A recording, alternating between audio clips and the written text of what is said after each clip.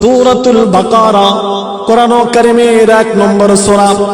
আল্লাহ পাক রব্বুল আলামিন এই সূরার ভিতরে আল্লাহ পাক রব্বুল আলামিন শুরুতে চ্যালেঞ্জ করলেন, যালিকাল কিতাবু লা রাইবা ফি, এই কিতাবের ভিতরে কোনো প্রকার ভুল নেই, এই কিতাবের ভিতরে কোনো প্রকার ভুল তো নেই, ভুল থাকারও অবকাশ নেই। আওয়াজ করে বলেন না সুবহানাল্লাহ।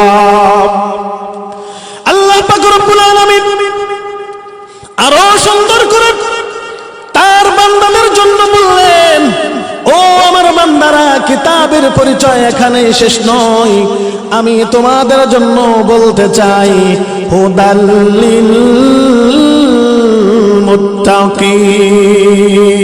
আওয়াজ করে বলেন না সুবহানাল্লাহ। আমি তোমাদের জন্য নাযিল করেছি, এই কিতাব আমি তোমাদের জন্য দিয়েছি, আমি কিতাব আমার রাসূলের পর নাযিল করেছি। নাযালাল ফুরকানা আলা মুহাম্মাদানিন নবী সাল্লাল্লাহু আলাইহি ওয়াসাল্লাম। আল্লাহ তাআলা কোরআন কারীমের অপর জায়গায় বান্দাদের উদ্দেশ্য করে বললেন, নাযালাল ফুরকান, আমি কোরআনকে নাজিল করেছি, আমি মুহাম্মদ মুস্তাফা সাল্লাল্লাহু আলাইহি ওয়াসাল্লামের উপরে।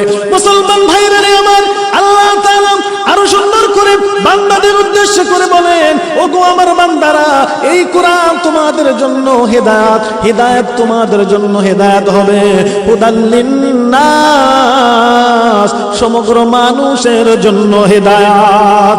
আওয়াজ করে জোরে সোরে বলেন না সুবহানাল্লাহ।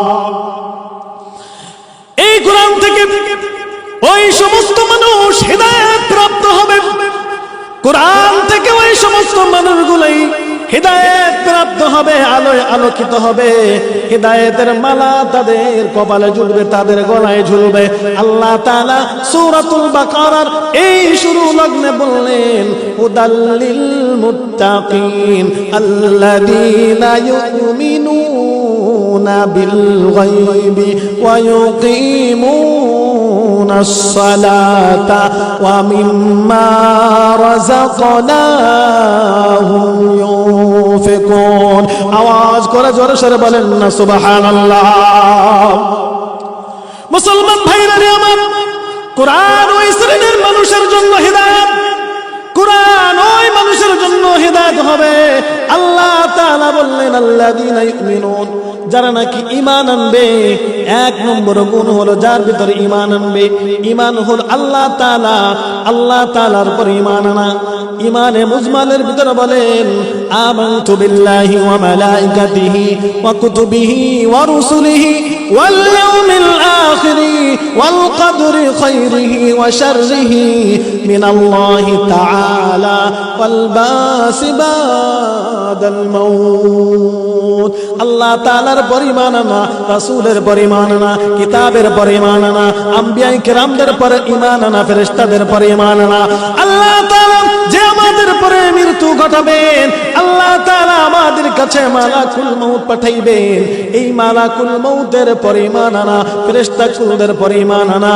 আল্লাহ তাআলা আমাদের তাকদীরে ভালো মন্দ রেখেছেন, ওয়াল কদরি খাইরিহি, আল্লাহ তাআলা যেই ভালো মন্দ রেখেছেন, এই ভালো মন্দের পরে আমাদের বিশ্বাস স্থাপন রাখা। আল্লাহ তাআলা আবার পরজগতে আমাদেরকে জীবিত করবেন, আমাদেরকে পরজগতে আবার জীবিত হয়ে আল্লাহ রাব্বুল আলামিনের দরবারে হাজিরা দিতে হবে। তারপরে বিশ্বাস স্থাপন করার নাম ঈমান। আল্লাহু আকবার। মুসলমান ভাইরা আমার, আল্লাহ তাআলার পরিমাণ নাম, রাসূলের পরিমাণ নাম। ঈমান যদি আনি, তাহলে ঈমানের কথা বলতে গেলে যেই ব্যক্তি ঈমানদার হবে, ওই ব্যক্তি ঈমানওয়ালা, যেই ঈমানের কালেমা পড়বে, ওই ব্যক্তি ঈমান আনার কারণে দুনিয়ার মানুষের কাছে ভালো থাকতে পারবে না। উদাহরণ হলো, আমাদের নবী যখন মানুষের কাছে দিন পৌঁছাইতেছিল, কালেমার দাওয়াত দিচ্ছিল, এমন সময় এই কালেমা পৌঁছাইতে পৌঁছাইতে হাঁটি হাঁটি পায়ে পায়ে হযরত বিলালের মতো সাহাবী, যার কথা বলেন সমগ্র দুনিয়ার মানুষগুলা অঝরে কান্না করতে থাকে, অঝরে কান্না করে, বুক চাপড়াইতে থাকে, বুকের ভিতরে কেমন যেন ফেটে যায়, কলিজা ফেটে মানুষগুলা কান্না করে। হযরতে বিলালের ইতিহাস শুনলে কালেমার মালা গ্রহণ করার কারণে, ঈমানের মালা গ্রহণ করার কারণে হযরতে বিলালের পরে অত্যাচার, জুলুম, স্টিম রুলার জারি হয়েছে। হযরতে বিলাল, যার বাবার নাম ছিল রাবাব, এই রাবার সন্তান হযরতে বিলাল যখন ছোট অবস্থায় হযরতে বিলাল রাবার কাছে প্রশ্ন করলো, গো বাবা বলেন আমার রবকে। রাবা প্রশ্নের জবাবে বলেন, ওগো বাবা তোমার রব হলাম আমি। বিলাল আবার প্রশ্ন করলেন, আপনার রবকে? আর রাবা প্রশ্নের জবাবে বলে, তোমার দাদা। এরকম করতে করতে পর দাদা, তারপর দাদা, এরকম করতে করতে আগায় গেছে। হযরতে বিলাল বলে, না না বাবা, আপনার কথা এখানে একান্ত নয়, আপনার রব আপনার বাবা হতে পারে, কিন্তু আমার রব আমার বাবা হতে পারে না। কারণ আমার বাবা হলো মাটির তৈরি, আমার বাবা মৃত্যুবরণ করবে, আমার দাদা মৃত্যুবরণ করেছে, আমার বাবাও মৃত্যুবরণ করবে, আমার বাবা এ জগৎ ছেড়ে পর জগতে যাবে, আমার বাবার শক্তি নাই পূর্ব গগনে সূর্য উদিত করা আর পশ্চিমে অস্ত নেওয়া, আমার বাবার ক্ষমতা নাই।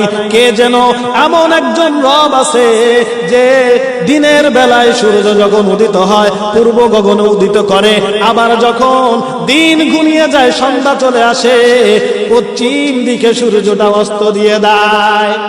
শুধু তাই নয় রে বাবা, এই দিনকে রাত করে আর রাতকে দিন করে আল্লাহ তাআলা হয়তো বা এমন একজন রব আছে যেই রব দিনকে রাত করে রাতকে দিন করে, এমন একজন রব অবশ্যই আছে।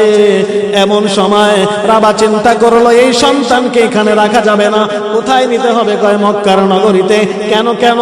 কয় মক্কার মানুষেরা ইলমওয়ালা, বড় বড় আলেম, বড় বড় পণ্ডিত, এই মানুষগুলা তারা ইলম চর্চা করে, এই আমার সন্তান বিলালের প্রশ্নের জবাব দেওয়ার মতো শক্তি আমার না।